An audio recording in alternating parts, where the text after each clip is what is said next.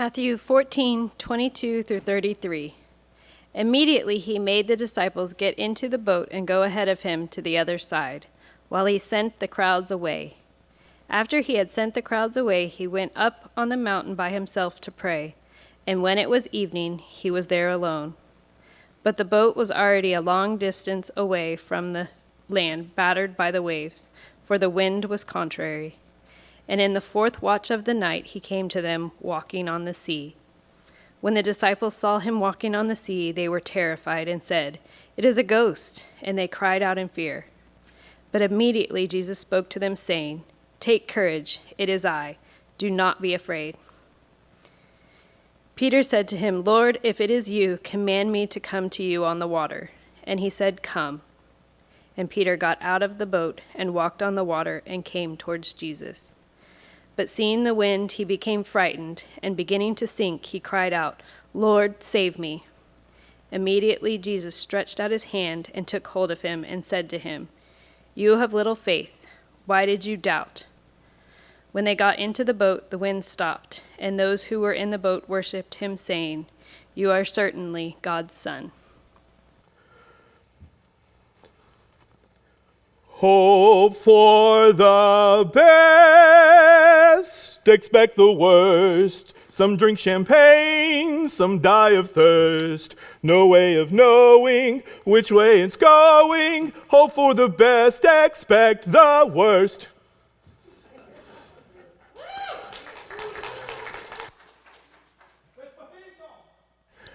Right? That's my natural, instinctual theme song of the pessimist who wishes they were an optimist, but can't quite pull it off. Reality just seems to be going off into disaster, right? Not to mention, it should be your attitude anytime I decide to sing. This is my instinctual attitude. As life comes at us a million miles an hour, we dance, we try to dance as fast as we can. We can't keep up, we get cynical. It's the pledge of pessimism of our world. It's become the coping mechanism of realists, the satire of the modern secular age that doesn't believe there's a God. It's all that you're really left with in this highly atheistic secular world. Hope for the best, expect the worst. That's pretty much the way people deal with life. You know? You just need a good attitude. People tell you it's really just a problem with your attitude. And you're like, no, not really. I mean, things are going pretty bad in some ways. Yeah, good things happen, some bad things happen. But they tell you, the problem really it's just not that bad. You just need to have a better attitude. You need to work harder. You need to try harder. You need to work your way out. You need to ignore the doubters. They say, if you want to drink champagne rather than die of thirst, it's totally under your control. It misses the point of the randomness of surprise storms, random and uncontrollable events. You're not going to convince me that it's just about an attitude. I learned it in a way when I was just a young boy. We were coming back from vacation one day, and as soon as we got home, the phone rang, and it was a relative telling us that my much older cousin's husband had been at work, working hard for his family, doing what he was supposed to do, and car crash kills him. Devastation. He leaves behind a wife and 4 kids. Devastating to the point of despairing. Person living hard, trying to get ahead, trying to seek the best, but expect the worst. Gets pretty strong when life happens like that. Life seems far more full of surprise storms than surprise parties. I think Peter would know exactly what I mean. If you were here last week, you remember Jesus throws this huge surprise party with endless bread from out of nowhere for 5,000 people. And if you're Peter and a disciple, you've got to be living high for a minute, right? You've got to be up there. You've got to be full of joy. Man, God's thrown this amazing surprise party, and he brought everybody could eat fish and bread. It was this amazing thing. And then Jesus puts you on this little ship, and he tells you to go out to sea and go right into the middle of this life-threatening storm. You have a great moment flowing with milk and honey, and then next thing you know, you're eating humble pie. That's life. It feels Like so much of what we deal with in life, right? You have one really great moment and it's followed by something pretty harsh and pretty difficult. Now, if you're tired of trying to keep up with the storms in your life and trying to keep everything at bay and you're tired of the endless ups and downs, then you have to realize that you don't have the power to calm the storm. You don't have that power. Jesus knows that the faith of his disciples here is immature. He wants them to get more mature in their faith. They haven't encountered really difficult times yet. Maybe he knows they're coming. So he needs to build them not into someone who's optimistic, psychologically, just thinking, oh, everything's going to be all right. That's not what he's trying to build in them or in us. He's not doing a self-help strategy either. He wants them to have faith. Jesus reveals himself in the storms. Now, I'm not saying that Jesus throws us to the wolves just to save us. He doesn't create pain in our lives just to heal us so we'll think, wow, he's awesome. That's not what's going on. Chaos exists in our lives. Good times rarely build faith if we're being honest. We like to take credit for good times and fail to give God glory and obedience. And it's those times that we're in the storm, he can really take that area of life and that storm in our life and start to build us. Because it's when we lose control and we call out to God in faith that he can build us. And as the disciples are caught out in this vast sea of Galilee and the waves are churning the boat and they're tossed about, very unsure if they'll ever see the shore again, they see something that looks like a ghost walking on the water. This is one of those where you can see in your mind's eye, I think, this amazing picture. If you've ever been on a stormy sea or even in big waves, of someone walking across this water, there was no idea even back then that people could walk on water. It's not like that they go, oh, that's just another fella walking on water out there, cool miracle, you know? This was weird. It's like 3 or 4 in the morning probably as well, and you can imagine they've been fighting it for a long time. They have to question if they're a little disoriented or, so what is going on here? And they were terrified. And Jesus says, take courage, it is I, do not be afraid. It's a real key phrase in here. It is I. It's the exact same Greek phrase that is I am from the Old Testament Greek version. And John, he's really explicit in this very similar story that Jesus, he's much more explicit, that Jesus is calling himself the I am. It's one of John's I am passages. He's revealing himself as the creator God, like in Genesis 1 when he hovered out over the water in creation. When he controls the Red Sea in the book of Exodus, or even in Psalm 77, which says he's the God who can walk upon the waters and leave no footprint.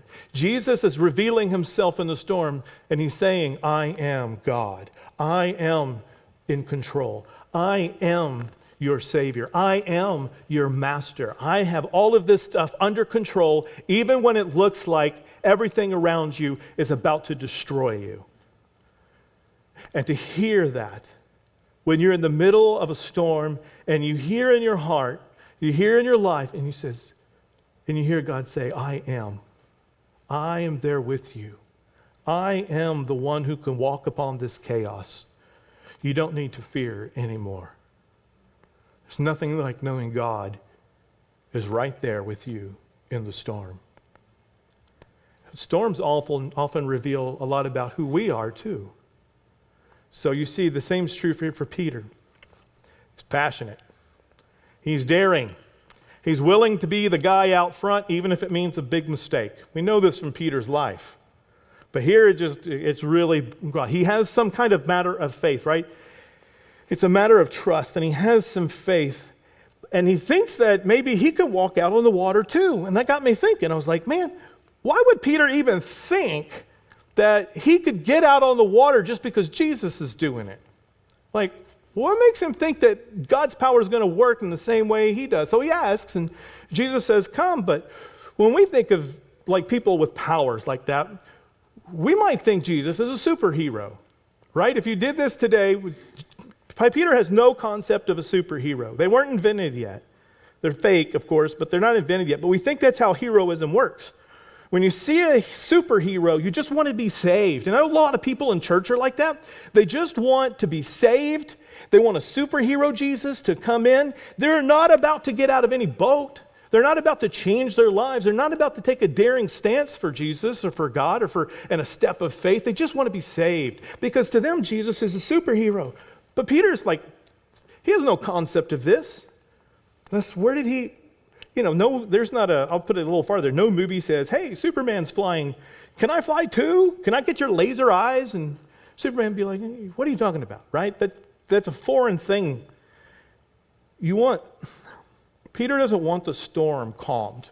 It's not what he wants. It's not what he's looking for. He wants to join Jesus in dominating it.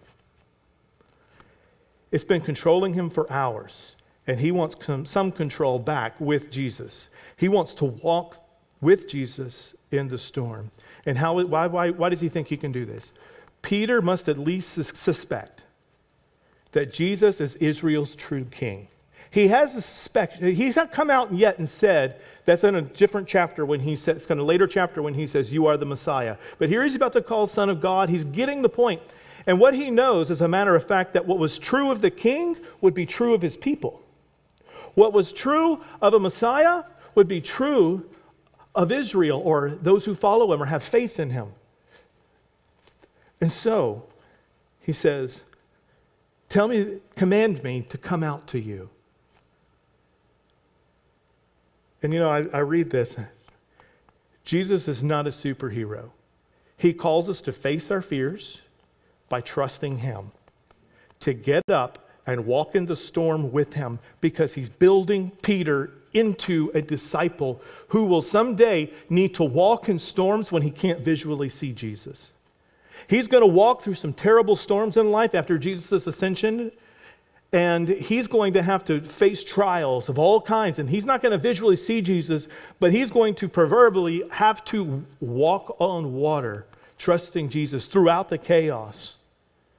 And he calls us to be like him, because Peter's going to be the one who, when someone else is drowning, is going to need to be able to pull them up. You see, this is not a superhero story. This is a story of of Jesus changing a man, of transforming a person, and transforming you and me into him.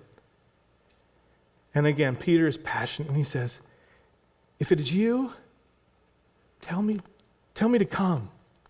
And Jesus says, come. And Peter gets out and he makes his way toward Jesus. And what a feeling it must have been for that moment to be able to conquer the chaos in Jesus, to have that faith that says, yes, God is more powerful than the storms, until he sees the wind and the waves and the terror comes back into him. And here we see Jesus is, as I've already sort of mentioned, but Jesus builds our faith in the storm. As important as getting out of the boat is, none of the other disciples are harassed or reprimanded for staying in the boat. Walking on water isn't as important, I don't think, as what happens next. Peter is stuck between faith and doubt. He had a moment of faith, and then he has a moment of doubt, of belief and fear, of miracle and tragedy. It's where most of us live. We have some faith, but we have some doubt. We have some hope, we have some despair. He does what he must do, Peter does, and says what he's going to have to say. He says for the first time, I'm sure, at some point, but he says here, I think he's going to have to say this his whole life, Lord, save me. Lord, save me. Peter's sinking like a rock. And Jesus reaches out his hands and pulls him and says, you have little faith.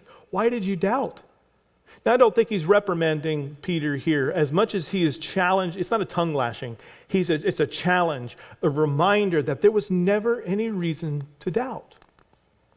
Because Jesus is here reinforcing Peter's faith so he can stand stronger in his next storm. You didn't need to doubt. Whatever you're in, you don't need to doubt. Jesus walks with you in the storm. If you believe in Jesus, and if at one point in your life you said, Lord Jesus, save me, I want you to be the Lord and Savior of my life. And if you haven't taken care of that business, you need for the very first time to get out of the boat, to say, Lord, save me, I need your help, I'm in a storm. And he will listen and he will hold you. But it's over and over again in life. If you've said that and maybe you feel like you're sinking again and you're falling and you're having a tough time and you're in the storm, you very well might need to look up and say, Lord, save me. Deliver me from this chaos that I'm in, from this temptation, from this failure, whatever it happens to be in life. Now, I'm going to mix some metaphors here from Matthew, and I apologize for that, but at least you'll know I'm mixing some metaphors. I think it helps us see what Jesus is doing. If you look back to the parable of the sower in Matthew chapter 13, which we covered a few weeks ago, you'll remember there was a rocky path. Now, it says this about the rocky path. They receive Jesus with joy, but when affliction arises, immediately he falls away. So you see this happening in Peter. He has this moment of getting out of the boat. And then he gets out and what do you see? He sees storms, he sees affliction, he sees these things, and then he starts to fall away. What I absolutely love about this is sometimes when you read the parable of the sower, it sounds like you're just the type of soil and that's how you're forever going to be. You're rocky soil and you're forever rocky soil. Well, Peter very well here looks very much like the rocky soil, but he has that one thing, faith. And he says those three words, Lord, save me. And the Lord is starting to transform him from rocky soil into good soil. You're not stuck being rocky soil. You're not stuck being in the thorns of the road, the thorny path. You're not getting stuck there when you look and you say, Lord, save me. Jesus can transform us from rocky path to good soil. And he walks with us right there to build our faith. Now let's think about this. What is Jesus aiming at? This is where there's a mix of metaphor, and I apologize. Jesus aims for Peter in chapter 16. He changes Peter's name from Simon to Peter, or Petros. Like a petroglyph is writing on a rock. Petros. Petros means rock. He's changing his name to a rock. And he says, on which he will build his church, and the gates of Hades will not defeat it. Walking with Jesus in the storm transforms him from a sinking stone into an unshakable rock. If you want to have an unshakable life because of depth of faith, and you want not every storm to toss you out and feel like you're getting tossed by the waves, you got to say, Lord, save me.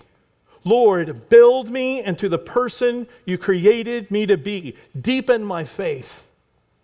Take that path that Peter's walking here. And maybe you've tried faith. You've said, Lord, save me. Again, I'll go over it. Said for the first time, you've said it. And you came to the front and you got baptized and you believed. But when some storms came up, you said, the Lord will take care of me. And you did good. But then you start sinking. You start falling. The chaos starts to get to you. And you're falling down. This morning you can say, Lord, save me. I'm out of control. I'm over my head. And I want you to feel his hand take yours. He takes your hand. He says, I got you. Come back with me. Because Peter learns that when things are at their worst, expect God's best.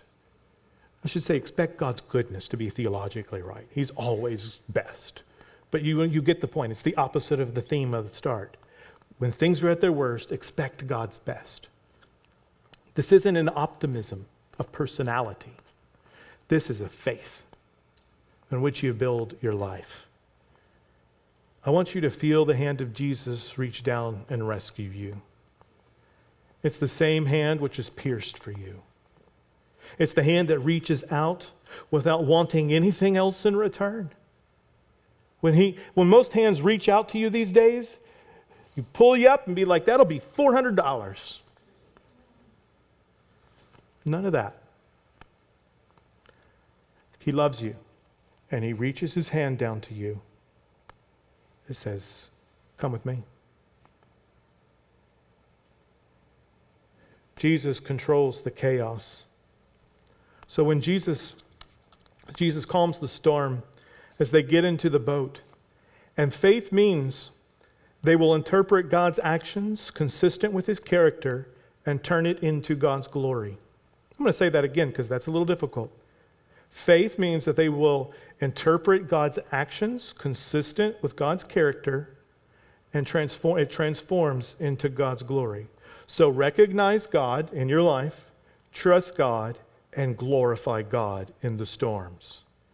Peter recognizes Jesus as Son of God. Right? He recognizes him, Son of God. He's obviously trusting him more now. And then they worship him. Now that's a big deal. Because if you're a Jew, you only worshiped the one true God. They're recognizing Jesus as worthy of worship. Now I want you to look at the big picture here. I always like to step back. Let's take a step back and look at the big picture of what God is doing in the big scheme of things. Because you should reflect on Genesis 1 with God hovering over the waters and see that Jesus is carrying out God's big plan, new creation. The difference is that Jesus starts his new creation in the hearts of these men. He's starting his work in our hearts, in our lives. When Jesus saves you from sin, you are a new creature for a new creation. And we're waiting on that new creation someday. We're waiting on this final work. But what is this creature? What does it mean when he comes in and saves you and he starts making you new? He's making humans in his image that give him glory. That was the point all along. He made us in his image and by his likeness. That means we represent him. That what is true of him is true of us. So that we are proper images who return God's glory to him from all creation. Our central stewardship is to give God glory and tell people who God is. And when we're giving God glory, when we're worshiping him, when he is the calm in the storm, then our story ends exactly how this story ends, praising God. There'll be many storms to come for disciples and for you and me. The question is whether you believe God controls the chaos or you do. Do you see that he is God of the good times and the bad times? That's a hard lesson for me to learn as well. That he's working whether your life feels like it's a surprise party or a surprise storm. He is the God at the banquet table from last week of feeding the 5,000, and he's the God of the storm this week. Your decision this morning is whether to believe our culture's sort of rank self-punditry that you can do it alone, that you're enough. The optimism of the self will disappear when you can't walk on water. We are taught to overfunction. We're taught to manage the chaos. In fact, you might even have asked to be in the chaos at times in your life because you think that's where the awesome things are. That's where its life is important. Just be busy. If I'm busy, I'm valuable. And you're sinking. We try to defeat chaos by destroying one another when that happens. But there is a hand reaching down to you this morning who wants nothing from you but your love. It may not be life or death problems that strain you, but you're not at peace right now. You're drowning in the commotion. Maybe you're drowning in isolation. And he wants to build you into a person who can walk on water with him through the chaos and feel the calm that is him. He is the calm in the storm. And he's building people who can praise him in the storm. Turn your heart to him this morning. Whether you're in the storm, coming out of a storm, about to go into one that you don't even know is coming,